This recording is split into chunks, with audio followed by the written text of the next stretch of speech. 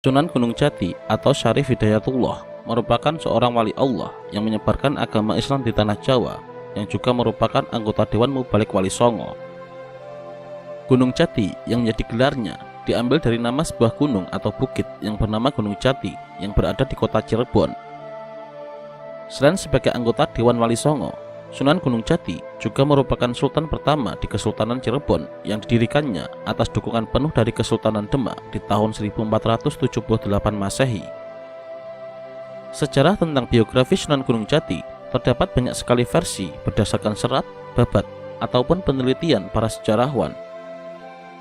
Terlepas dari perbedaan versi tersebut, yang jelas Sunan Gunung Jati adalah salah satu ulama yang memiliki jasa besar dalam penyebaran Islam di Nusantara, khususnya Jawa Barat, yang dapat kita teladani dan ambil pelajaran dari kisah kehidupan dan perjuangannya.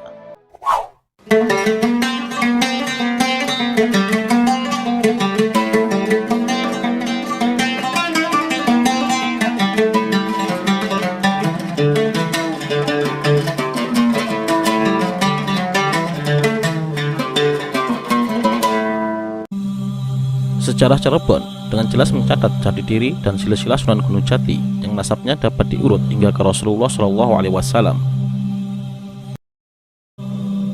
Sunan Gunung Jati atau Syarif Hidayatullah Al-Khan bin Sayyid Umaduddin Abdullah Al-Khan bin Sayyid Ali Nuruddin Al-Khan alias Ali Nurul Alim bin Sayyid Syekh Jumadil Kubro atau Jamaluddin Akbar Al-Husaini bin Sayyid Ahmad Shah Jalal atau Ahmad Jalaluddin Al-Khan bin Sayyid Abdullah Al-Adzmatkan bin Sayyid Amir Abdul Malik Al-Muhajir bin Sayyid Alawi Amil Faqih bin Muhammad Sahib Mirbat bin Sayyid Ali Khalid Qasim bin Sayyid Alawi As-Sanni bin Sayyid Muhammad Sahibus Saumi'ah bin Sayyid Alawi Awal bin Sayyid Al-Imam Al-Ubaidillah bin Sayyid Al-Imam Ubaidillah bin Sayyid Ahmad Al-Muhajir bin Sayyid Isa Naqib Ar-Rumi bin Sayyid Muhammad An-Naqib bin Sayyid Imam Ali Al-Uraidi bin Sayyid Ja'far As-Shatiq bin Sayyidina Muhammad Al-Bakir bin Sayyidina Ali Zainal Abidin bin Al-Imam Sayyidina Husain bin Ali bin Abi Thalib dan Fatimah Az-Zahra binti Muhammad SAW.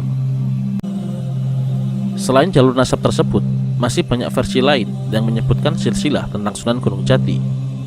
Walaupun ada beberapa perbedaan mengenai asal-usul Sunan Gunung Jati, namun tidak mengurangi ketenarannya sebagai salah satu tokoh penyebar agama Islam di tanah Jawa. Malah, semua pendapat tersebut memperkuat keberadaan Sunan Gunung Jati dan menggambarkan betapa kuatnya pengaruh Sunan Gunung Jati terhadap berbagai kalangan masyarakat yang tinggal di Jawa, khususnya di Cirebon.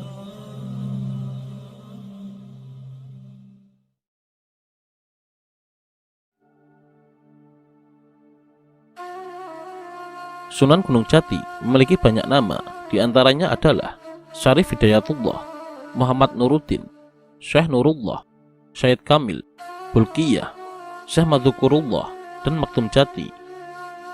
Sedangkan dalam babat-babat, beliau disebut Syekh Nuruddin Ibrahim Ibnu Israil, Syarif Hidayatullah, Syed Kamil, Maulana Syekh Maktum Rahmatullah, yang kemudian diangkat menjadi Sunan Gunung Jati. Dari sejumlah nama tersebut, yang paling dikenal di masyarakat adalah Sunan Gunung Jati dan Syarif Hidayatullah.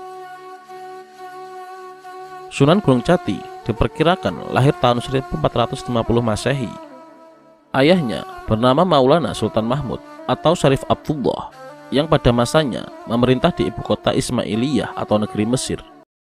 Sejak kecil, Sunan Gunung Jati sudah rajin belajar, membaca, mengaji, dan mempelajari ilmu agama. Ketika berusia 14 tahun, beliau sudah membaca bacaan yang paling tinggi isinya dengan mengibaratkan membaca buku yang sangat rahasia. Maksudnya, jarang yang mampu menguak maknanya. Akan tetapi, Sunan Gunung Jati dapat mengerti arti di balik buku tersebut. Sunan Gunung Jati memiliki seorang adik yang bernama Syarif Nurullah. Sebagai anak pertama, Sunan Gunung Jati atau Syarif Hidayatullah secara otomatis mendapatkan hak untuk menggantikan posisi ayahnya. Akan tetapi, Sunan Gunung Jati memilih jalan lain. Setelah Syarif Abdullah meninggal, beliau memilih pulang ke Jawa bersama ibundanya Syarifah Mudaim untuk mensyiarkan ajaran agama Islam. Sedangkan kepemimpinan kota Ismailiyah atau negeri Mesir diserahkan kepada adiknya, Syarif Nurullah. Perjalanan Syarifah Mudaim dan Sunan Gunung Jati ke tanah Jawa tidak langsung begitu saja. melainkan beberapa kali singgah di beberapa tempat dengan waktu yang tidak menentu. Tempat yang mereka singgahi antara lain adalah kota Mekah, Gujarat, dan Pasai. Sunan Gunung Jati mewarisi kecenderungan spiritual dari kakeknya, Syekh Maulana Akbar atau Jamaluddin Akbar Al-Husaini, sehingga beliau sangat rajin dan tekun belajar ke berbagai daerah dan negara. Tempat mana saja yang dikunjunginya untuk belajar masih diperselisihkan. Namun yang jelas, Mekah dan Madinah adalah dua kota yang wajib dikunjungi sebagai bagian dari ibadah haji untuk umat Islam.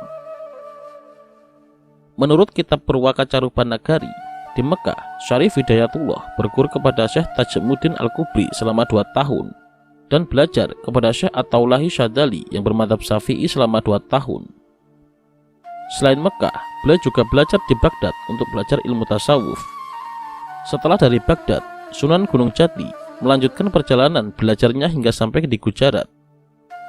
Beberapa saat di Gujarat, kemudian Sunan Gunung Jati singgah di Pasai dan berguru di pondok saudaranya, yaitu Syed Ishaq